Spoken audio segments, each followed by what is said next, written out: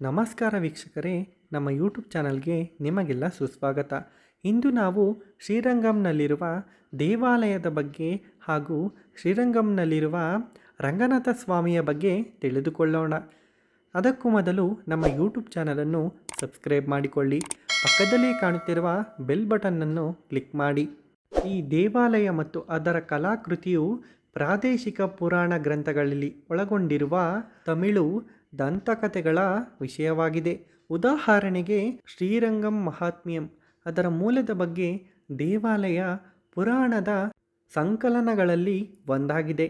ಅದರ ಪ್ರಕಾರ ಬ್ರಹ್ಮ ಸಮುದ್ರ ಮಂಥನದ ಸಮಯದಲ್ಲಿ ತಪಸ್ಸು ಮಾಡುತ್ತಿದ್ದನು ಮತ್ತು ಅದರ ಪರಿಣಾಮವಾಗಿ ಶ್ರೀರಂಗಂ ವಿಮಾನಂ ಹೊರಹೊಮ್ಮಿತು.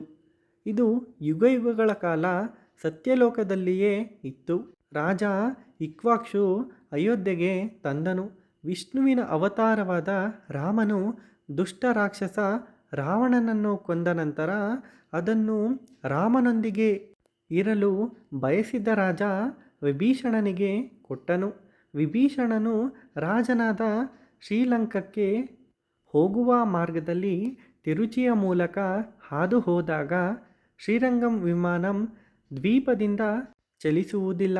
ಆದ್ದರಿಂದ ರಾಜನು ದಕ್ಷಿಣ ದಿಕ್ಕಿನ ಕಡೆಗೆ ಮುಖ ಮಾಡಲು ವಿಮಾನವನ್ನು ಪವಿತ್ರಗೊಳಿಸಿದರೆ ಅವನಿಗೆ ಮತ್ತು ಲಂಕಾಗೆ ಶಾಶ್ವತವಾಗಿ ಆಶೀರ್ವದಿಸಿದರೆ ಅವನು ಅದನ್ನು ಧರ್ಮವರ್ಮ ಎಂಬ ಸ್ಥಳೀಯ ರಾಜನಿಗೆ ಕೊಟ್ಟನು.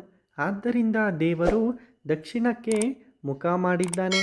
ಅವನ ದೇಹವು ಪೂರ್ವ ಪಶ್ಚಿಮ ಅಕ್ಷಕ್ಕೆ ಜೋಡಿಸಲ್ಪಟ್ಟಿದೆ. ಇನ್ನೊಂದು ದಂತಕಥೆಯ ಪ್ರಕಾರ 4 ಬಾಲಋಷಿಗಳಾದ ಸನಕ ಶ್ರೀರಂಗದಲ್ಲಿ ರಂಗನಾಥನ ದರ್ಶನಕ್ಕಾಗಿ ಬಂದರು.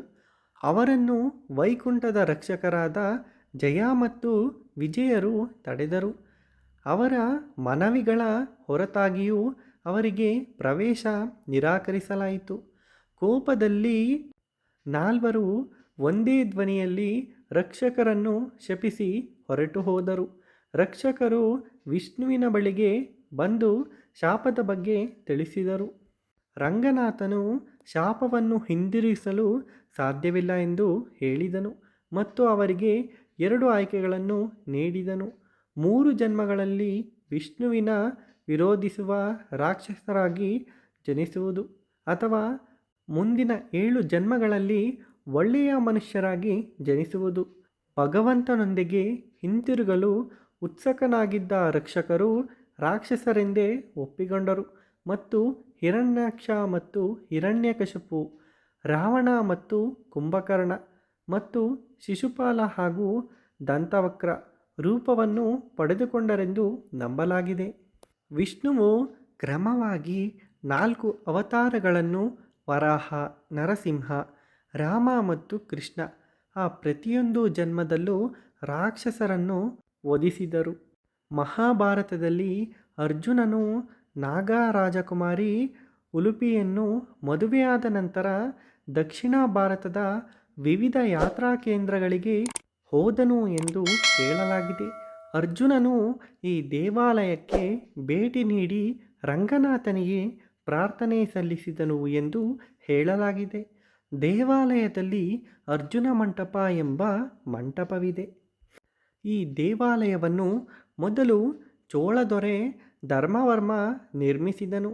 ಕಾವೇರಿ ನದಿಯ ಪ್ರವಾಹವು ದೇವಾಲಯದ ವಿಮಾನವನ್ನು ನಾಶ ಮಾಡಿತು ಮತ್ತು ನಂತರ ಆರಂಭಿಕ ಚೋಳರ ರಾಜ ಕಿಲ್ಲಿವಲವನ್ ಇಂದು ಇರುವ ದೇವಾಲಯ ಸಂಕೀರ್ಣವನ್ನು ಪುನರ್ನಿರ್ಮಿಸಿದನು.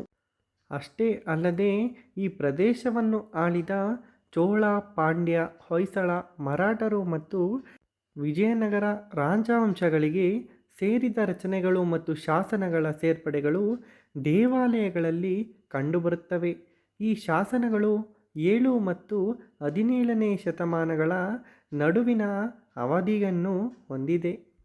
ಅಷ್ಟೇ ಅಲ್ಲದೆ ಈ ದೇವಾಲಯಕ್ಕೆ ದೆಹಲಿ ಸುಲ್ತಾನರ ಆಕ್ರಮಣಗಳು ಕೂಡ ನಡೆಯುತ್ತದೆ.